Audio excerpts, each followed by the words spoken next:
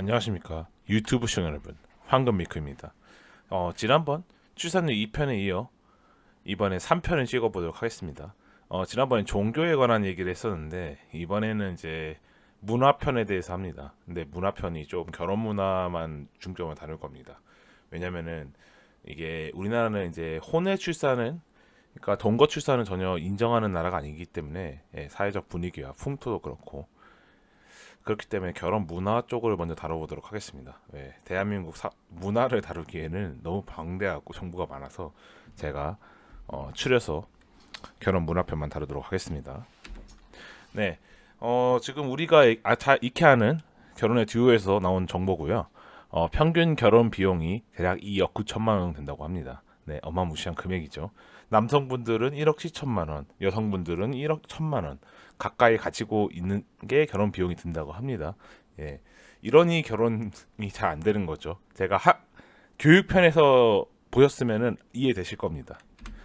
자, 일단은 결혼 주택을 제외하고 2억 4천만 원을 제외하고 대략 5천만 원 정도가 결혼 시기에 관련된 비용이에요. 혼수, 뭐 혼수도 뺄게요. 이건 어차피 주택에 들어가는 이제 뭐 가전 제품이나 뭐 TV, 컴퓨터, 뭐 냉장고, 뭐 이런 것들이니까 빼면은 대략 1,500만 3,500만 원 정도가 결혼식 비용에 들어간다고 합니다. 굉장히 많은 비용이죠. 거의 애지간한 청년들 1년치 연봉입니다. 예. 세금 떼고 순수하게 들어가는 돈으로 이만큼 들어가는 거예요. 굉장히 많이 들어가죠.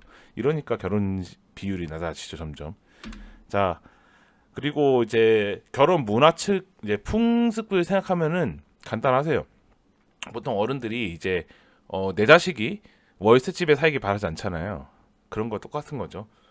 내 며느리가, 내 사위가, 네, 말도 안 되죠. 그렇기 때문에 잘 보시다 보면은 이제 어딨냐, 여기 전세, 아이고 점이 너무 안 보이네요. 전세가 49%입니다. 대략 50% 잡을게요. 그래도 우리나라 입버릇하면 그래도 전셋집은 구해 와야지 라는 말이 절반이나 차지합니다. 그리고 자가는 36.5%, 굉장한 분들이에요. 자기가 자가를 가지고 계시다는 것도 굉장한 비율입니다. 이건 제가 이따가 다음 도표에서 보시면 더 굉장하시다 아실 것 같아요. 그리고 월세 5.8%, 반은 4.3%. 이거 보시면은 이제 이 중에서 아파트가 비율이 72.8%입니다. 자, 여기 위에 들어가는 이제 매매, 전세, 월세, 반전세 비율을 이제 아파트가 73% 차지하는 겁니다. 다음으로는 이제 빌라가 있고요. 일반 주택이라고 하니까 뭐 대충 빌라라 생각하시면 될 것 같아요. 오피스텔 4% 있고요.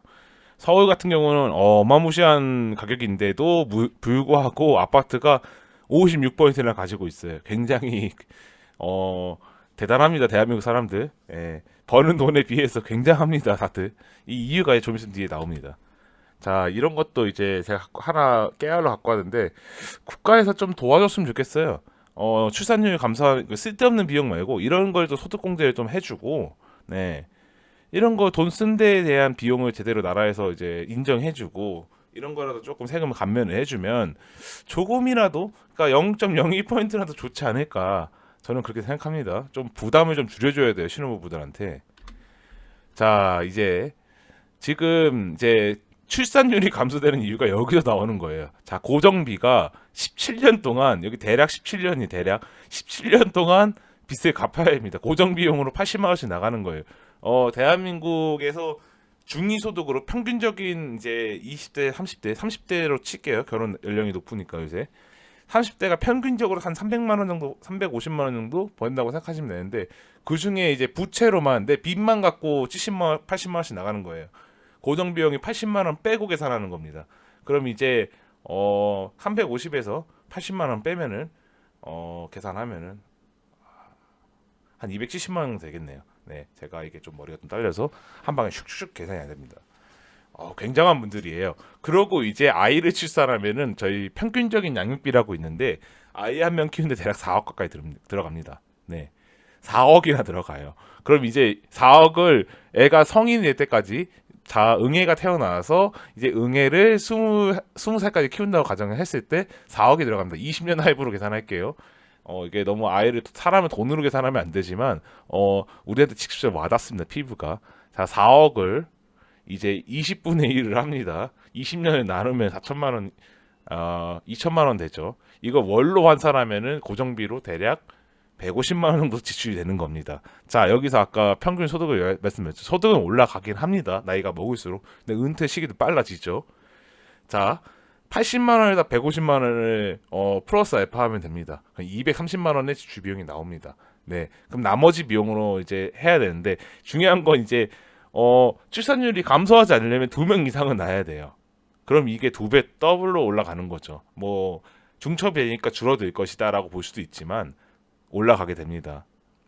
이런 부담이 생기는 거예요. 또 아이를 출산하게 되면 맞벌이를 하다 홀벌이를 해야 되는 거잖아요. 그렇다 보니까 이런 출산율 감소 현상이 일어나게 되는 거예요. 살기가 정말 빡빡합니다. 예.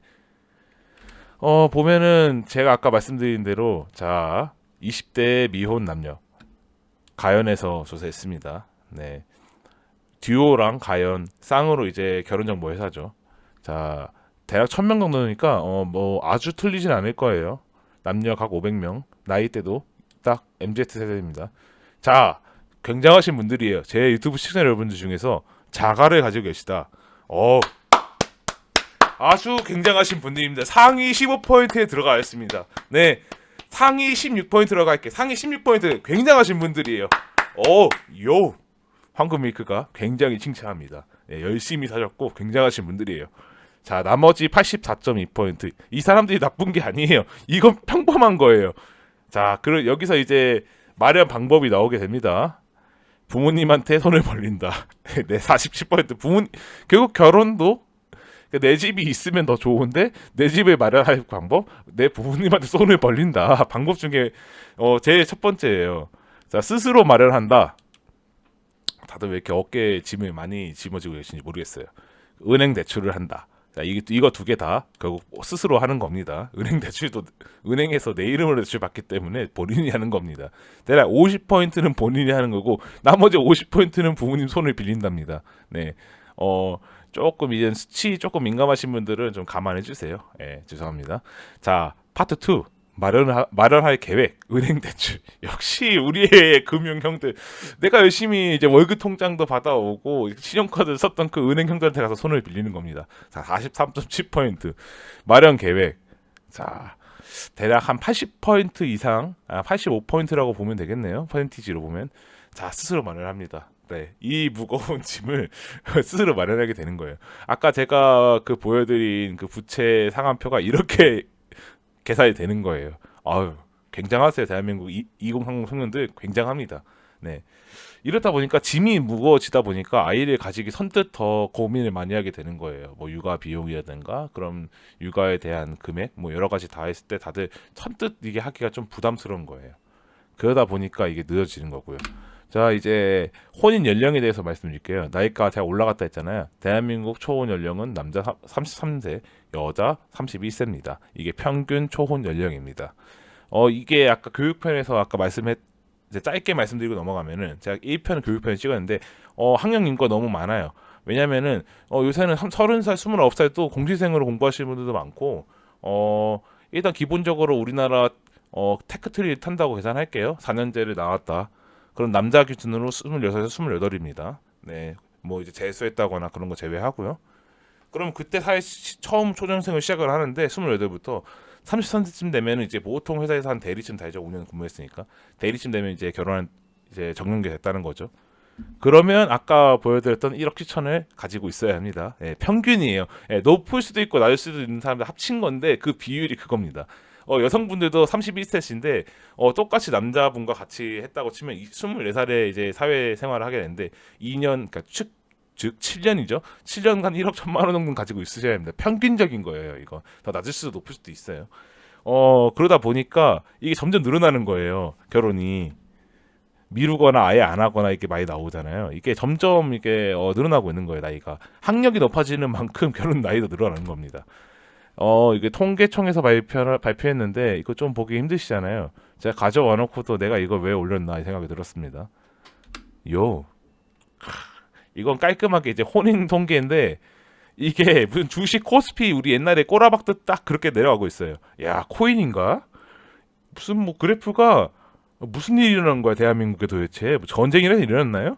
아니 분명 95년도만 해도 40만 건, 80년도만 해도 40만 건씩 일어났던 이 결혼 수가 무슨 일이 일어난 거야? 21년도엔 도대체.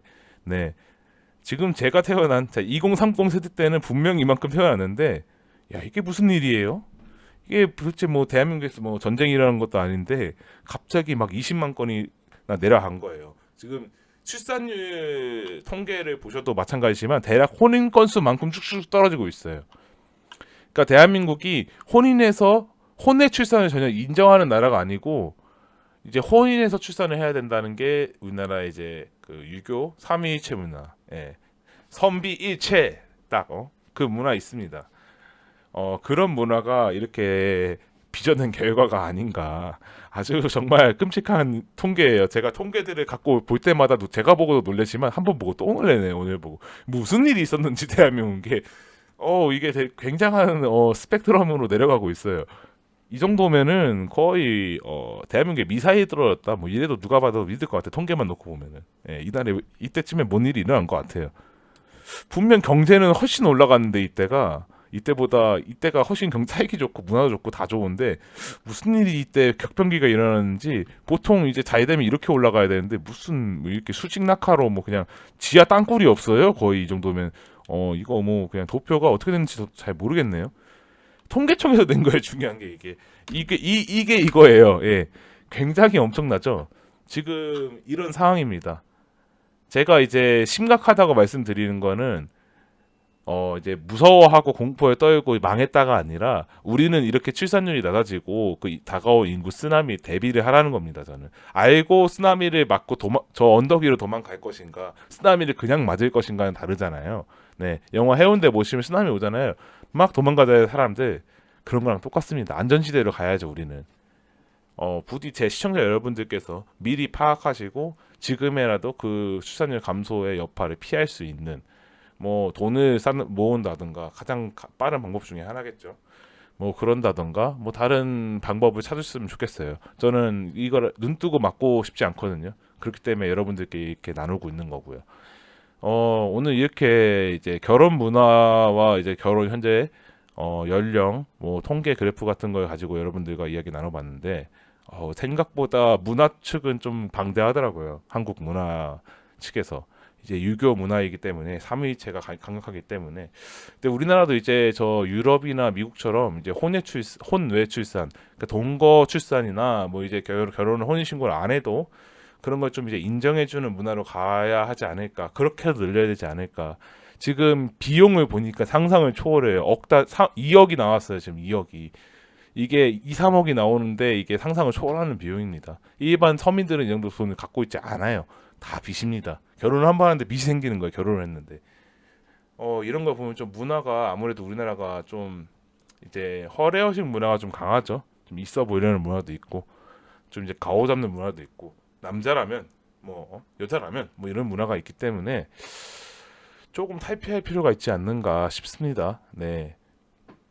어른들이 얘기하는 그 비율도 반전세나 월세 비율도 실제로 퍼센트로 따지면 10%도 안 됐어요. 대부분은 전세나 자가로 살고 있는데 그런 부분에서 좀 탈피해야 되지 않나.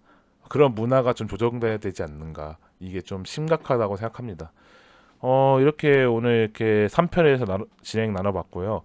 요새 이런 정보를 되게 엄청나게 많은 정보를 보는데 이제 저도 좀 혼란이 도가니탕이 와요. 그럼 이제 정리를 해서 축약해서 여러분들에게 보여주려고 하는데 헷갈립니다. 그래서 좀 오래 걸려요. 이번 시리즈 편 길어질지도 몰랐고요. 해보니까 지금 문화편을 다루는데 아마 다음 편은 갈등편이나 경제편을 다룰 겁니다. 좀 더 내용이 길어질 수도 있는데 최대한 짧게 여러분들께 좋은 정보를 양 좋고 질 좋은 정보를 빠르게 전달하는 황금미크 되도록 하겠습니다. 오늘 영상 여러분들께 도움되셨다면 좋아요, 구독 한번 눌러주시고 댓글 써주시면 호로록 달려가서 황금미크가 되도록 하겠습니다. 오늘도 시청해주신 유튜브 시청자 여러분 감사합니다.